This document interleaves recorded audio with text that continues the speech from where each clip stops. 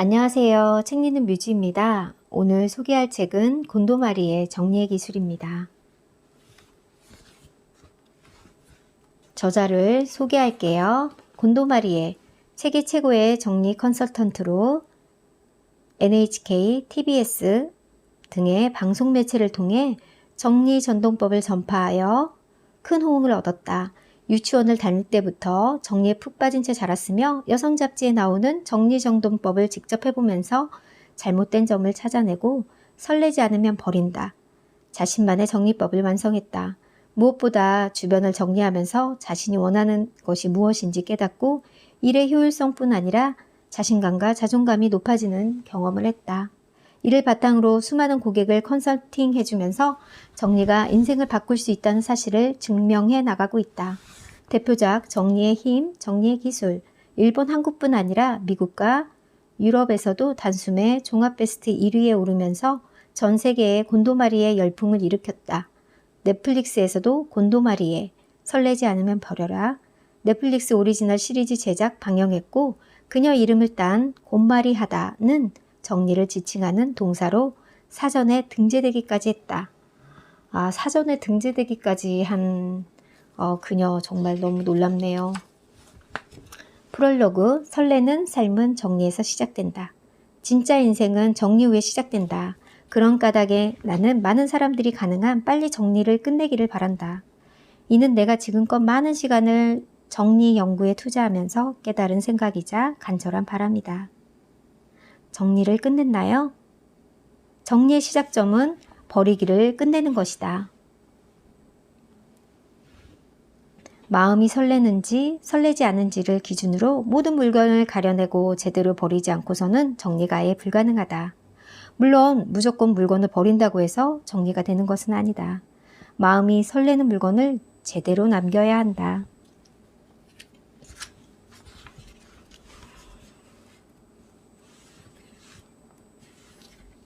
정리는 물건, 청소는 더러움이 대상이다. 정리는 마음을 정돈하는 것이고 청소는 마음을 청결히 하는 것이다. 집안을 깨끗이 하고 싶다면 대청소 전에 정리 축제를 끝내자. 정리를 끝내지 않고 청소를 한들 집안은 진정한 의미에서 깨끗해지지 않는다.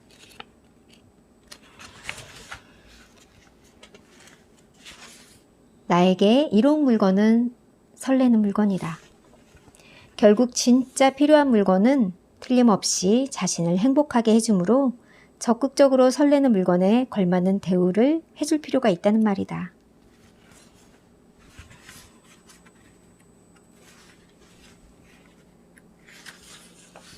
정리 리바운드와 어지럽혀지는 것은 다르다.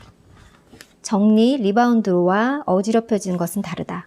리바운드는 한번 완벽하게 정리했는데 제자리에 정해지지 않은 물건들이 집안에 넘쳐나는 상태다. 따라서 어수선해도 모든 물건의 제자리가 정해져 있다면 정리를 하는데 문제될 것이 없다. 나 역시 일이 바쁠 때는 허둥지둥 나갔다가 집에 돌아오기 때문에 녹초가 돼서 미처 개지 못한 빨래가 쌓여있는 경우가 종종 있다. 그래도 냉정할 수 있는 것은 잠깐만 시간을 들이면 원래의 깔끔한 방으로 돌아갈 수 있다는 것을 알기 때문이다. 30분이면 깨끗해질 수 있다는 확신이 주는 안도감은 의외로 크다. 정리 전후 사진을 찍어 놓자. 휴대전화로 어질러진 방의 사진을 찍어보는 것이다. 사진을 찍을 때는 방 전체와 서랍의 내용물을 다양한 각도에서 찍자. 정리 전 사진을 집안이 깨끗이 정리된 정리 후 사진과 비교함으로써 정리에 대한 만족도를 더욱 크게 끌어올릴 수 있다.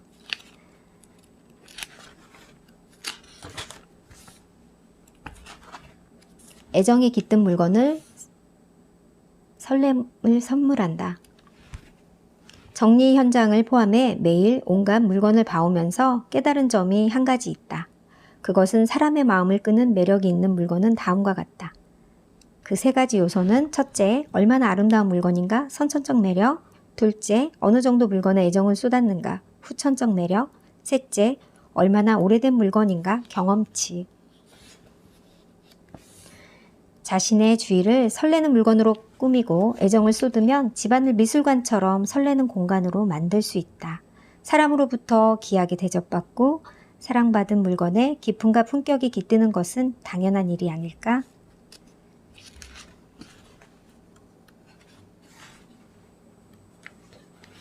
파워스폿을 만들자.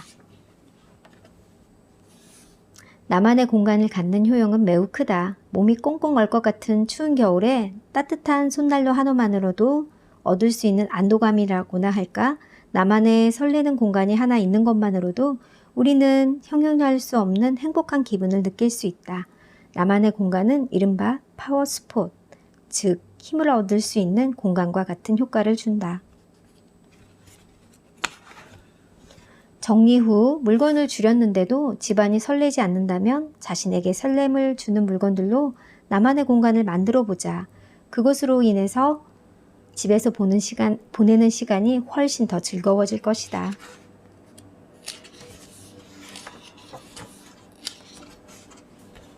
도시락을 싸듯이 서랍을 수납해보자. 수납은 90%가 수납을 원칙으로 해야 된다. 설레는지 설레지 않은지에 따라 물건을 가려냈으면 서랍과 칸막이 수납함에 빈틈을 남기지 말고 빽빽하지 않을 정도로 채우는 것이 좋다. 빈 공간이 생기면 채우고 싶어지는 것은 인간의 본성이다. 70% 수납, 여유 수납 목표로 적정량 포인트를커녕 모르는 사이에 설레지 않은 물건이 늘어나게 된다. 심지어 수납 가구를 새로 사야겠다는 생각과 동시에 다시 어질러진 상태로 돌아가는 사태가 일어날 수도 있다.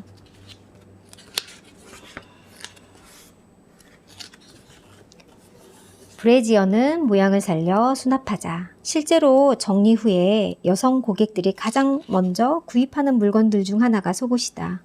이 일을 하면서 알게 된 흥미로운 사실은 속옷 관리법과 그 사람에게서 배어나오는 분위기가 놀랄 만큼 일치한다는 것이다. 이는 명함 속 직이나 외출복의 취향과는 비교되지 않을 정도로 정확하다. 속옷으로 그 사람의 알 수 있나 봐요. 액세서리 수납은 겉보기에도 예뻐야 한다. 아름다움은 하루아침에 이루어지지 않는다. 이 말은 액세서리에도 수납할 때 기억하면 좋을 최고의 말이다. 액세서리 수납은 시간이 좀 걸려도 외관과 아름다움을 추구하며 수납하는 것이 요령이다. 즉 서랍을 연 순간에 매장의 진열장처럼 액세서리가 한눈에 들어오게 만드는 것이다. 이렇게 하는 사람, 제가 알고 있는 사람이 있는데 바로 제 동생입니다. 얼마 전에도 동생 집에 갔는데 서랍을 열었는데 진열장처럼 액세서리나 반지, 목걸이 이런 게 귀걸이 이런 거 전부 다 너무나 깔끔하게 정리돼서 마치 물건을 파는 곳 같이 정말 너무 깔끔했어요. 그런 동생이 저는 참 부럽더라고요.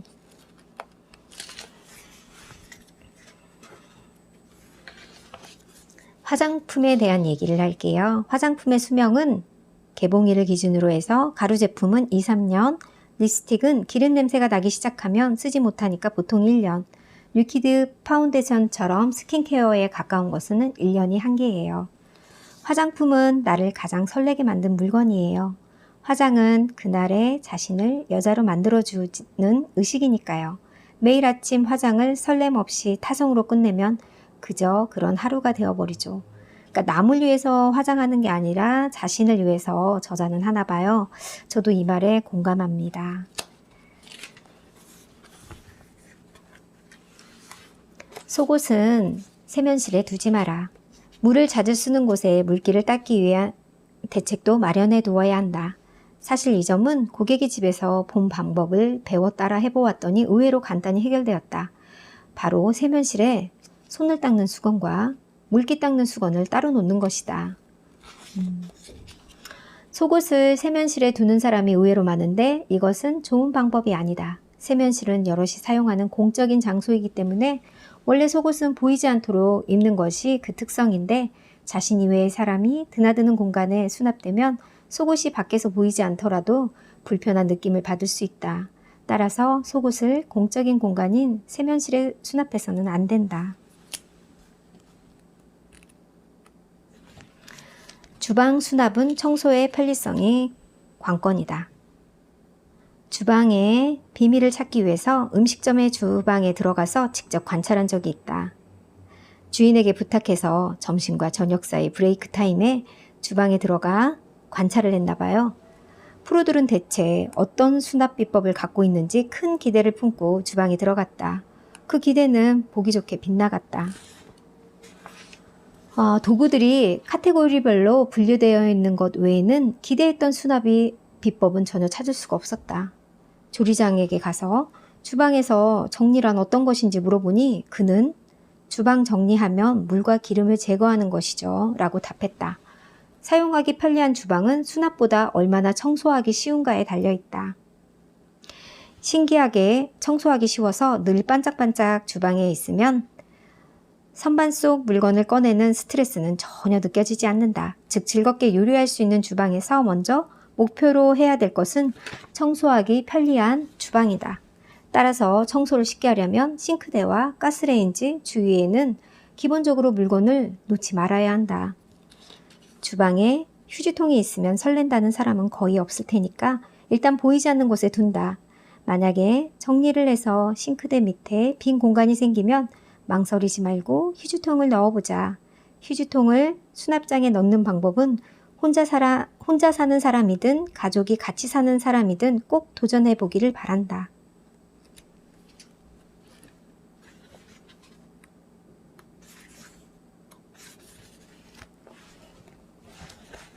그리고 식기에 관한 이야기인데 선물로 받은 식기를 상자에서 꺼내기가 아깝다고 생각하는 사람들을 보면 안타깝다. 당당히 사용할지 버릴지 이번 기회에 확실히 결정하자. 이렇게 설레는 식기를 가려냈으면 다음 단계는 드디어 식기 수납이다. 공간을 최대한 살리는 수납의 비결은 물건의 부피를 줄이고 공간의 높이를 살리는 것이다. 식기 수납의 포인트를 요약하자면 식기는 설레는 것을 매일 사용한다. 상자에서 꺼낸다, 포긴다. 이 세 가지 포인트를 실천하면 당장 오늘부터 설레는 식탁에 한 걸음 다가갈 수 있다.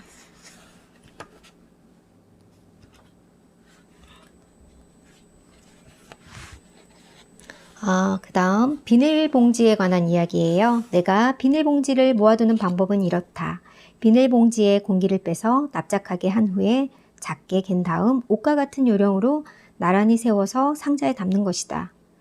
저도 이걸 해봤는데 원래 버릇대로 그냥 가더라고요. 수시로 봉투가 나오다 보니까 그냥 서랍에 그냥 동그랗게 해서 넣기도 하고 저도 이 방법을 습관 붙이기를 해봐야 될 것 같아요. 사소한 것이지만 주방 서랍에 물건을 효율적으로 수납하려면 비닐봉지 수납처럼 일단 부피를 줄이는 방법을 생각하면 큰 문제 없이 처리할 수 있다.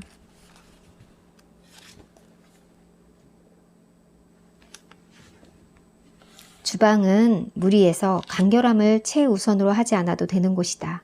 그보다는 물건의 수납 장소를 파악하는 것이 제일 중요한가 봐요.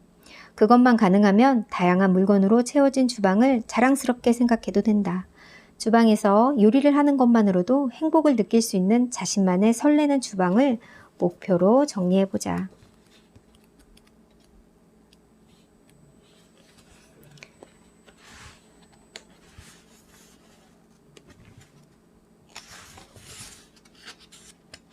일상을 정리하면 인생이 달라진다. 정리를 하는 것은 인생은 달라진다. 사회적으로 큰 성공을 거두거나 많은 돈을 벌게 되는 것은 아니다. 결과적으로 그런 변화를 이룬 사람도 많지만 가장 큰 변화는 정리를 통해 자신을 좋아하게 되는 것이다. 정리를 하면 작은 자신감이 생긴다. 자신의 미래를 신뢰할 수 있게 된다. 많은 일들이 잘 풀린다. 만나는 사람이 달라진다. 좋은 의미에서 예상 외의 일이 일어난다. 변화가 빨라진다. 이런 식의 자신의 인생을 진심으로 즐길 수 있게 된다. 정말 깨끗하고 정리를 잘하는 사람들의 특징이 대부분 부자인 사람들이 많다고 해요. 저도 제 주위에 그런 사람을 봤거든요. 제 동생도 마찬가지고요. 늘 그래 정리하면 부자 된대 하면서 정리를 해야지 하는데 그게 잘 안 되더라고요.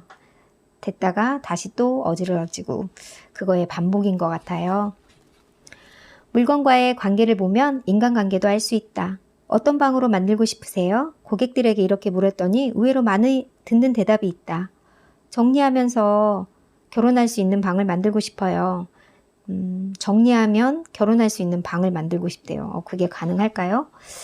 정리를 했더니 애인이 생기고 이성과 사이가 좋아졌단 말을 고객에게서 자주 듣는다. 정리 하나만으로도 남자친구가 생기고 결혼도 할 수 있고 해봐야겠네요. 결혼 안 하신 분들은.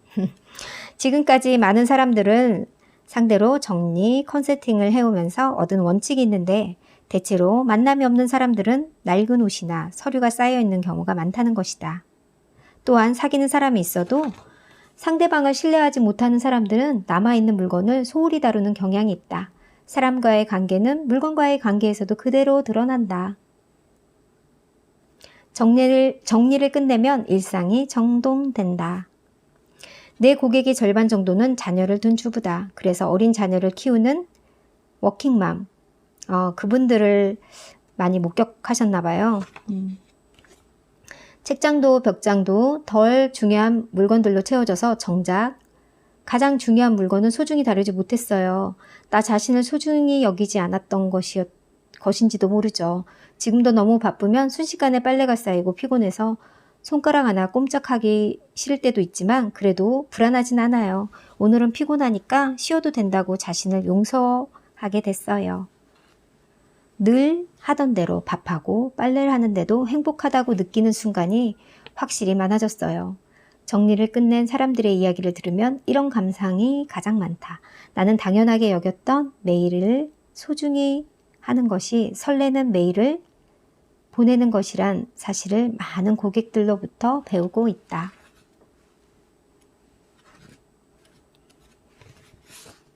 다른 사람에게 정리를 강요하지 마라.